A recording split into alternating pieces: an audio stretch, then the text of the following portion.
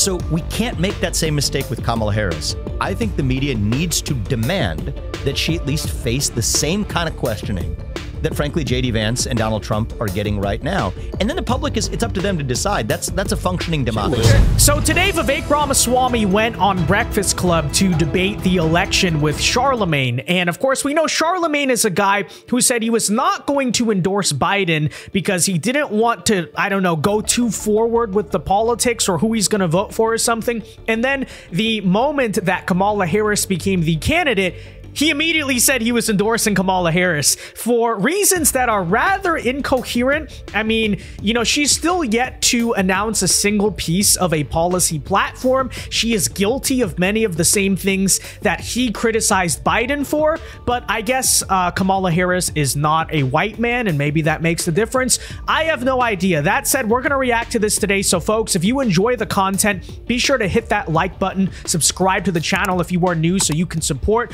our content here today. And that said, well, let's just get right into this, folks. And I think that hiding from those issues is something that leaves the American people holding the bag. She'll get to that, I'm sure, when the debates come and everything else. And we only have 3 months. When she does interviews. I agree with that. I want to ask you a thing about the flip-flopping, too.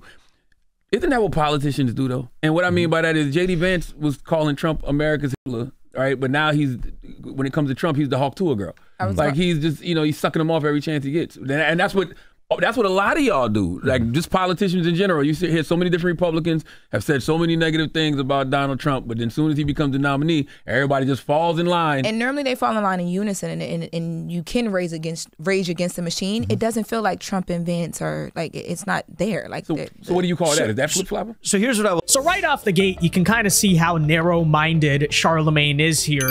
But here's actually the difference. Okay, so he's trying to say you're accusing Kamala Harris of flip-flopping, but J.D. Vance was once anti-Trump and now he's pro-Trump and the VP, obviously. Okay, you want the explanation, Charlamagne? Here is the difference. Yes, J.D. Vance did not support Trump in 2016, but he had a very public ideological transformation that he talked about long before he ran for office, much less was in contention for the VP slot. And he explained this, he documented this, he gave his reasons, where on the other hand, Kamala Harris will not explain why she was in support of all these radical left policies back in 2020 and then mysteriously in 2024 is posing like a moderate. She hasn't explained why she's changed or whether or not she changed her mind. She is just pretending she never said the things that she said 4 years ago. So that fundamentally is the difference if you care to know the explanation, but let's hear Vivek Ramaswamy's explanation. I will say is it fair game to press J.D. Vance hard on why he said certain things about Donald Trump before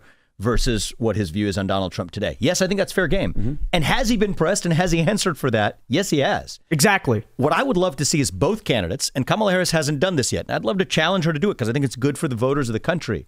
She hasn't sat down for one media interview of a hard-pressing one-on-one variety yet. And she's actually the leading candidate now in many of the polls for U.S. president. So I just think we deserve a country where the people are willing to show up. She should show up here. She should show up on CNBC, where I was this morning, and actually engage in hard questions about what her beliefs are. You saw JD, say what you will, on 3 shows yesterday, pressed on exactly that very issue. And I think that's good for the American people to then be able to make their own judgment. It's not your judgment or the journalist's judgment, but it's what people at home are able to see to assess. Do I actually believe somebody who believes they changed their mind over the course of time? Kamala Harris might have changed her mind, and I think it's okay. Flip-flopping is one thing, changing your mind thoughtfully is another. But you deserve to be questioned on it, and it's up to the voters to decide whether or not they believe you. Right now, we're not getting that chance. Exactly. Why won't Kamala Harris do a single interview, even an interview with Charlamagne? I mean, let's not forget the infamous Joe Biden interview when he was the candidate back in 2020 on this very show. So before Charlamagne goes to throw his support behind Kamala Harris without asking any questions about a single thing she believes or what she's going to be running on, why don't you demand that, right? Why don't you demand that? But of course, Charlamagne, none of the Kamala Harris supporters, in fact, seem to care why she is not even running on a policy platform, and all of the radical left positions that she embraced 4 years ago, she just, you know, won't even explain why she changed, just pretending like that never happened. But, you know, apparently that just doesn't matter to people. And I do think it is, you know, you're saying, well, hopefully we're going to see that. I'm not sure yet that we will. It's been about a solid month that Kamala Harris has been the presumptive nominee. We got the convention coming up, this coming week, next week. I think it is vital for the health of this country that the same treatment that the media gave Joe Biden in that last few weeks after his debate, they didn't do that for 3 years. Yeah. For 3 years, we missed that. The fact that it took that early debate and Donald Trump demolishing him in that debate for the country to suddenly wake up and say that Joe Biden is not a functioning U.S. president is actually a damning indictment of the entire media and its relationship to the political class.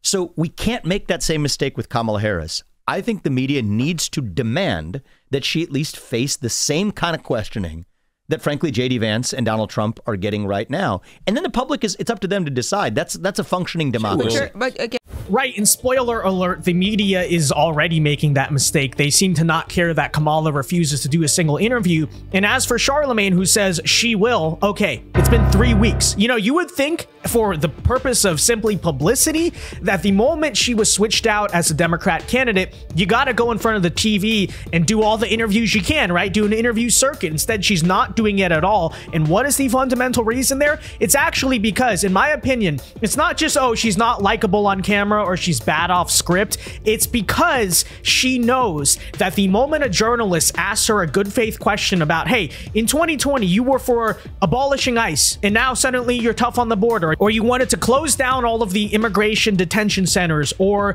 you bailed out the BLM rioters, you wanted to defund the police, any of these different issues, you wanted to get rid of private health insurance. What made you change your mind? That will suddenly expose and remind the American people of what she stood for, and she doesn't have an answer to that question because, unlike J.D. Vance, she has not undergone any type of sincere ideological transformation, and she has no idea how to answer that, right? That's just the truth on that matter. Yeah, because you're not implying, by her not doing the interviews and based off of the way that Biden was treated in those last couple of weeks, you're not implying that you don't think she's competent to be the president of the United States, right? I'm saying the media is covering for her right now the same way they covered for Biden for 3 years. You think they're covering, or you think that she's just using her They're not own playing strategy? hard. They're not paying this. She's using a strategy. Okay, I think she's using some smart. Which politicians do. That's fine, but I think it's the media's job now to cut through that strategy and say this person very well could be the president of the United States. Has at least a 50% chance right now, according to most forecasts, of being the next president. She deserves to be questioned, not with kid gloves, but questioned with the gloves off, on what exactly her policy vision is for the country. Until that happens, I think the voters are hiding in the dark. And that's what allows the machine to work, because we know she's questioned a lot on that behind closed doors. Who's funding the campaigns of both parties? You know, behind closed doors, a lot of donors ask a lot of questions. That's how you raise hundreds of millions of dollars in just 1 month. The voting public deserves that same level of transparency. And one of the things I will, say what you will about, you could criticize either side. I like that Donald Trump showed up at the Libertarian Party convention, right? That's a third party. They had a convention. I actually spoke there. He spoke there as well the next night. I like that he spoke to the National Association of Black Journalists in Chicago. I'd love for Kamala Harris to show up at the National Association of Black Journalists. Well, she wanted to, but they wouldn't let her do the virtual thing. She does have a day job. But the day She's still job, vice president. No, but the day job is running. That is such a pathetic excuse. Really? Really? No, it's because she didn't want to be interviewed. She didn't want to have to go on the stage. Are we really believing that she has a day job? Oh yeah, what does she do? Her day job as the borders are? Yeah, she's really working hard there. It's actually a pretty notoriously known fact of American politics. The VP doesn't really do anything, okay?